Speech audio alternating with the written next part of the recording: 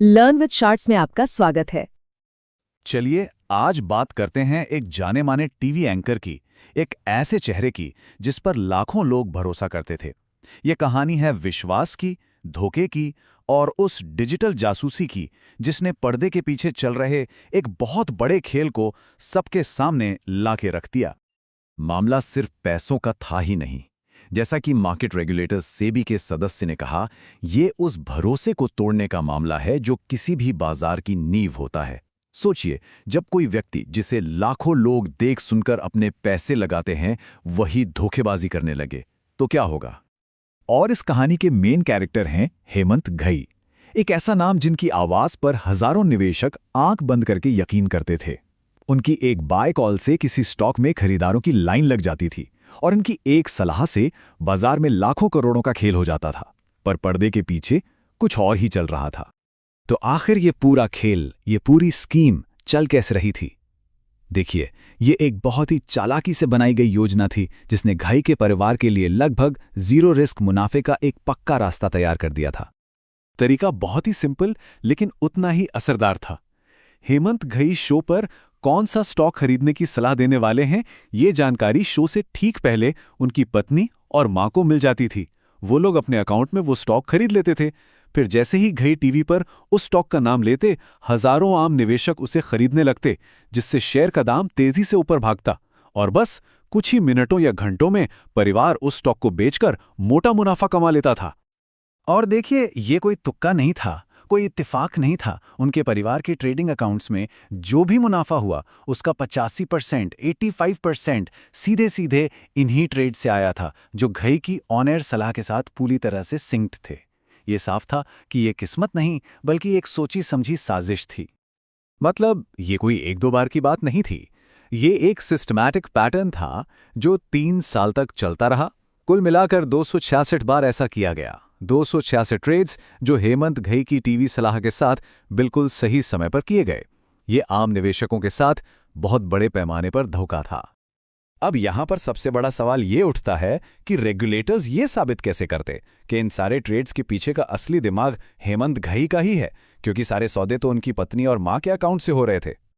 हाँ, वो कह सकते थे कि भाई उनके परिवार वाले खुद ही बहुत स्मार्ट ट्रेडर हैं, लेकिन जांच करने वालों ने एक ऐसे डिजिटल धागे को पकड़ा जिसने इस पूरी कहानी का सच सामने लाकर रख दिया। जांच करने वालों को ना एकदम साफ कनेक्शन मिले। हेमंत घई का पर्सनल मोबाइल नंबर और ईमेल आईडी दोनों उनकी पत्नी और मां के बैंक खातों से जुड़े हुए थे।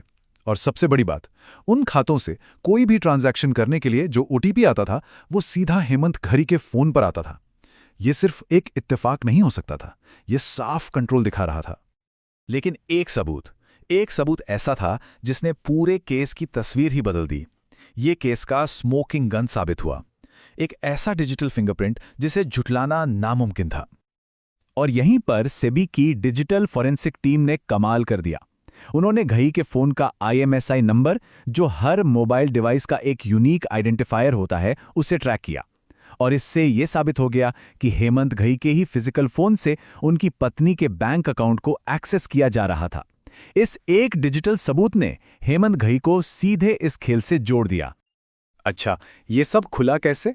ये सब शुरू हुआ सेबी के एक बहुत ही एडवांस सर्विलांस सिस्टम की वजह से। इसी सिस्टम ने सबसे पहले इन अजीब ट्रेडिंग पैटर्न को पकड़ा और खतरे की घंटी बजाई, जिसके बाद जांचकर्ताओं ने इस मामले की परतें खोलनी शुरू की। जब इतने पुख्ता सबूत सामने आ गए तो रेगुलेटर ने अपना फैसला सुनाया। और यह फैसला सिर्फ एक सजा नहीं थी, बल्कि पूरे बाजार के लिए एक बहुत कड़ा संदेश था।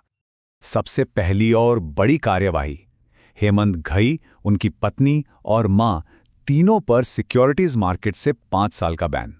मतलब 5 साल तक वो शेयर बाजार में किसी भी तरह की कोई भी ट्रेडिंग नहीं कर सकते। दूसरा, जो भी पैसा गलत तरीके से कमाया था उसे वापस करने का आदेश दिया गया। और रकम छोटी मोटी नहीं थी, पूरे 6.16 करोड़ रुपए, वो भी 12% सालाना ब्याज के साथ। संदेश साफ था, जो पैसा गलत है वो रखना तो दूर, ब्याज समेत चुकाना पड़ेगा। और बात यहीं खत्म नहीं हुई। मुनाफे की रकम लौटाने के अलावा एक भारी भरकम जुर्माना भी लगाया गया। ये इस अपराध की गंभीरता को दिखाता है। देखिए, जो फाइनल ऑर्डर आया ना, उसका दायरा काफी बड़ा था। इसमें सिर्फ घई परिवार पर ही नहीं बल्कि उन बिचौलियों पर भी जुर्माना लगाया गया जिन्होंने इस धोखाधड़ी को होने दिया। ये दिखाता है कि रेगुलेटर की नज़र पूरे इकोसिस्टम पर है। चलिए अब इस कहानी के आखिरी पड़ाव पर चलते हैं, जिसमें एक सेटलमेंट है और आज के बाजार के लिए एक बहुत बड़ा सबक भी। हुआ ये कि फाइनल ऑर्डर के कुछ महीनों बाद घई ने 1.45 करोड़ रुपए की एक सेटलमेंट रकम चुकाई। अब इसको लेकर थोड़ा कंफ्यूजन हो सकता है कि क्या ये पेमेंट करने के बाद सारी सज़ा खत्म हो गई। लेकिन एक बात बिल्कुल साफ समझनी जरूरी है, इस सेटलमेंट का मतलब ये नहीं था कि पुरानी सजाएं खत्म हो गईं। बिल्कुल नहीं। वो 5 साल का बैन और 6.16 करोड़ रुपए लौटाने का आदेश, वो सब वैसे का वैसा ही रहा। ये जो 1.45 करोड़ का भुगतान था, वो एक अलग कारण बताओ नोटिस को निपटाने के लिए था। और ये केस एक बहुत बड़ी मिसाल बन गया, खास तौर पर आज के दौर के लिए, जिसे हम फिनफ्लुएंसर्स का दौर कहते हैं। ये केस एक साफ संदेश देता है कि चाहे कोई टीवी पर हो या सोशल मीडिया पर, अगर अपने प्रभाव का गलत इस्तेमाल किया गया तो जवाबदेही तय होकर रहेगी। तो आखिर इस पूरे मामले से हमें क्या सीखना चाहिए? सबसे बड़ी बात यह है कि जनता के भरोसे का गलत इस्तेमाल करने के नतीजे बहुत गंभीर होते हैं, और रेगुलेटर्स के पास अब ऐसे डिजिटल हथियार हैं जो हर धोखाधड़ी का पर्दाफाश कर सकते हैं। ये उन सभी के लिए एक बड़ी चेतावनी है जो सिस्टम को धोखा देने की सोचते हैं। और ये पूरी कहानी हम सबके लिए एक बहुत ज़रूरी सवाल छोड़कर जाती है। फाइनफ्लुएंसर्स के इस दौर में जब सलाह हर तरफ से मिल रही है, तो ये जानना और भी ज़्यादा ज़रूरी हो जाता है कि कोई अपने पैसे के लिए किस पर और क्यों भरोसा कर रहा है। इस वीडियो को लाइक कीजिए, इससे हमारा मोटिवेशन बढ़ता है। इससे दूसरों के साथ शेयर कीजिए ताकि ये नॉलेज और लोगों तक भी पहुंचे। और हाँ, चैनल को सब्सक्राइब करना तो बिल्कुल मत भूलिएगा ताकि कोई भी इंपॉर्टेंट अपडेट आपसे मिस ना हो।